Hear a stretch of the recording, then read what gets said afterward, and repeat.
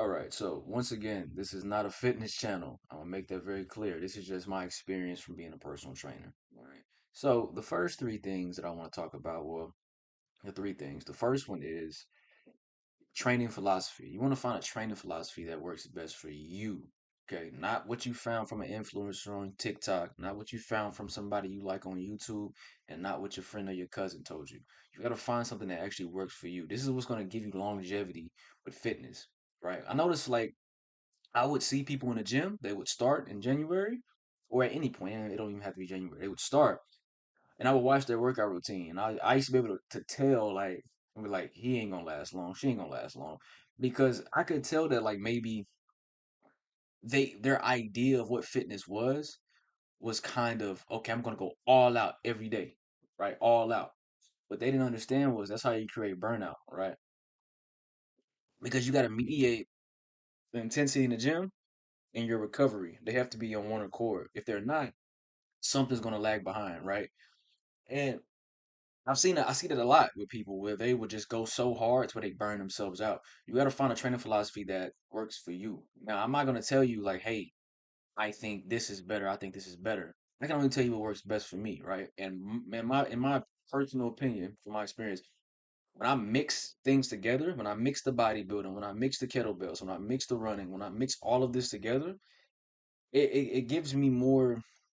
It gives me more mobility in a sense of I'm not just stuck on one type of style of training because the human body isn't it doesn't work in a linear fashion. If you get but if you understand what I'm trying to say, because there's some things in bodybuilding you can't work on without the help of maybe some kettlebells. Maybe you need more range of motion because you're so stiff from bench pressing all the time. Maybe with your squat, maybe your hips are very tight and you can't and you're only doing maybe 90 degrees. You're not going ass to grass. There's certain things that can help you uh, get rid of your weak links or help your weak links per se, right? And I've always been a big fan of like taking different philosophies and kind of meshing them together and see what I can get out of that and what works best for me. It's kind of like martial arts. I don't believe that one way is the best way. Right? This is why we have MMA because you can see a mixture of all styles in order to get beautiful types of more beautiful styles, right? This is why we like people like a GSP, why we like John Jones, why we like Mighty Mouse, because they're able to blend things together in a way that helps them win or become great. Same thing with training. You got to be able and you got to be okay with trying different stuff sometimes, because you know how many people I've seen in the gym, they get injured doing something. Usually older guys, they get injured doing something and they keep doing it, expecting a different result. How fucking crazy is that? You expect a different result from the same thing that got you injured. It never made sense to me, right? I'm not judging nobody. You know, we all been there. I've had my moments when I was younger. When I was like 18, 19. I just want to live heavy all the time. You know, rah. But you start to kind of realize that it's things more important than just throwing up heavy ass weight. Okay, can I go into a deep squat comfortably? Can I do a hinge without hurting my back? Can I do animal flow? Can these movements help me in jujitsu? Like it's so many other factors, right? Because you have to understand that your body is unique. It's unique. Now, it's you have a regular body. Don't get twisted, but your body is unique because your proportions might be different than this person, or you might respond differently to certain movements. You see what I'm saying? So you got to find your own training philosophy for what works best for you. That's one of the best advice I can give you. And no, I'm not. I don't have a course. I don't have a program to sell you. Okay, you got to get this through your own experience. All right. Secondly, is nutrition. Now, a lot of people, like even with trainers, I would see they would always give people these fad diets, right? And sometimes that could work for a short term, but my philosophy on nutrition was always I need to be able to do this for the long term. I don't need to just do this for 12 weeks. Like I want to be able to still enjoy life while eating relatively healthy. Like you can find that moderation, you can find that balance. Because I remember like so I had a guy recently he had asked me for a workout program and a nutrition program because he just knew that's what I used to do. So I gave him one, and he showed me what he had previously.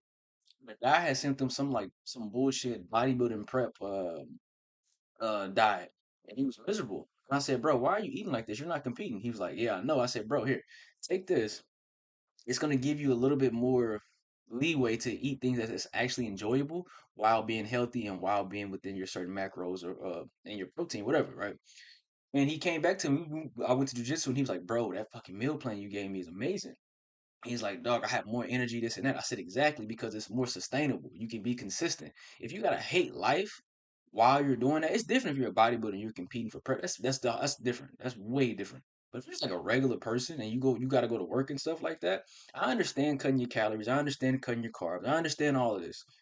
But there is so many great ways to make healthy food and it actually tastes good to make you want to eat it that you're just kind of doing yourself a disservice when you're just eating bland ass food because this is what this guy said or this is what this article said. Like, bro, you can get lean and still eat enjoyable food and still enjoy the process. You can do it. I've done it plenty of times. And that's what kills a lot of people's consistency sometimes is that they realize like whatever they're doing is not sustainable. It's how you create burnout. How you create burnout because it's not sustainable. Whatever you do, you want to be sure you can be consistent with it, whether it's a routine, whether it's nutrition, whatever. You have to find that consistency because that's what's going to keep you going for like for perpetuity. Right. Number three is the last one. I would say like another tip I can give y'all is you have to be good with your self image. And I know what you think. Like, what do you mean? The fitness industry is going to play on your insecurities. I'm telling you this from somebody that's on the inside. They would want us to play on people's insecurities. Whether that was selling them the supplements, whether that was selling them goddamn workout plans, whether that was trying to get somebody signed up for training, they play on your insecurities because they know you don't know. They know you don't know. Well, we know, right? And sometimes, like I would like tell people straight up. I ain't sometimes, probably all the time. I would tell people straight up, like, listen, you don't got to get this supplement. You don't got to get that supplement. But what I do need you to do is just is A, B, C, D. Because I always want to tell people. I always tell them like, listen, all your problems are not going to be solved by a supplement. You have to eat real food. You have to get good sleep. Those are like the main two. It's like people look over though. They think they can take all this pre-workout, drink some protein powder, and maybe some creatine. Like, are they going to get to their goals? No, it's in the word supplement. It's a supplement. This is not the end all be all. You still have to do all these other things and do the groundwork in order to reach your goals. Now, these things can help aid you, but you shouldn't look at these things as like the end all be all, right? It's the same thing when somebody takes PEDs.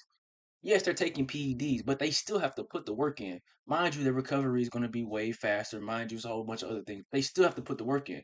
Do you know how many people I've seen take PEDs to look the exact same and look normal? It's the funniest shit ever. Like when I seen a dude in the gym like a couple weeks ago. I had seen him at another gym, and then he came to this gym I was at beforehand. And I seen him, I was like, he got a lot of acne. Not like on his face, but like on his body. I see he put on like a tad bit most of man. Somebody said, "Oh yeah, he's on such and such." And I said, "That's sad. That's sad. Especially when you're like especially around my age, like in your early 20s. There's no reason why you should be taking pads in order to get a certain physique if you haven't even did the groundwork to get there. You know what I mean? Like a lot of people want to skip over I say those first 5 years, but nobody ever makes it to that point. They never make it to that point because they think, oh, I gotta look like this influencer, I gotta look like this YouTuber, I gotta look like this person here, whatever. And so when I say you have to make sure that your self image is good to you, this is gonna save you from body dysmorphia. This is gonna save you from taking PEDs. This is gonna save you from buying supplements you don't need. This is gonna save you from buying expensive ass gym clothes that you don't need. I'm not against gym clothes. I'm not against people buying, apparel and shit, but it's like, bro, you're spending a 30 a check to look fly in the gym and you don't even know how to do a fucking proper bench press or a squat. It's insane to me. That is insane. I sound like an old head ranting right now, but it was just so much that I've seen over the last couple of years. I was like, bro, this makes no sense to me, right? So let's go over the three things again. The first one is training philosophy. Remember, you have to have your own training philosophy that works for you. That's one of the main things. Two, nutrition. Make sure you find you something that's very consistent for you. Not for anybody else, but for you. All right.